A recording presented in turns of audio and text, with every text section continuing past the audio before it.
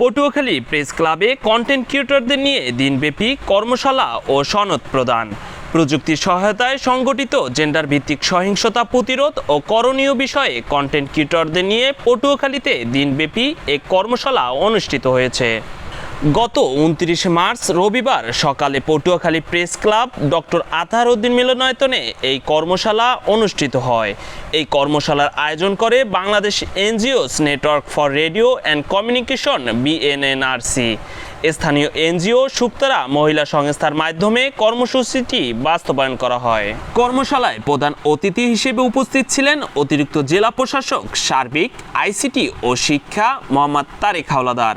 বিশেষ অতিথি হিসেবে উপস্থিত ছিলেন পুলিশ কর্মকর্তা মোহাম্মদ হাবিবুর রহমান। কর্মশালায় ডিজিটাল ডেভেলপমেন্ট, ধারণা ও প্রযুক্তি সহায়তায় জেন্ডার ভিত্তিক সহিংসতা বিষয়ক গুরুত্বপূর্ণ বক্তব্য উপস্থাপন করেন প্রকল্প সমন্বয়কারী জনাব হিরেন পণ্ডিত। এছাড়াও প্রযুক্তির সহায়তায় সংগঠিত জেন্ডার ভিত্তিক সহিংসতা প্রতিরোধ ও করণীয় প্রেক্ষিত পটুয়াখালী শীর্ষক মূল প্রবন্ধ উপস্থাপন করেন সিনিয়র সাংবাদিক ফিরোজ আহমেদ। তিনি কন্টেন্ট ক্রিয়েটরদের বিভিন্ন প্রশ্নের উত্তর দেন এবং জনসচেতনতা বৃদ্ধির বিভিন্ন দিক তুলে ধরেন। অনুষ্ঠানে কন্টেন্ট ক্রিয়েটর জুনায়েদ, মাহফুজুর রহমান, আশিকা মেহজাবিন, কবিতা সহ আরও অনেকে তাদের অভিজ্ঞতা ও অনুভূতি প্রকাশ করেন। পুলিশ কর্মকর্তা হাবিবুর রহমান তার বক্তব্যে ICT নিরাপত্তা ও অনলাইন সহিংসতা প্রতিরোধের বিভিন্ন দিক নিয়ে বিস্তারিত আলোচনা করেন। অতিরিক্ত জেলা প্রশাসক মোহাম্মদ তারেক হাওলাদার অংশগ্রহণকারীদের উদ্দেশ্যে দিক নির্দেশনামূলক বক্তব্য প্রদান করেন।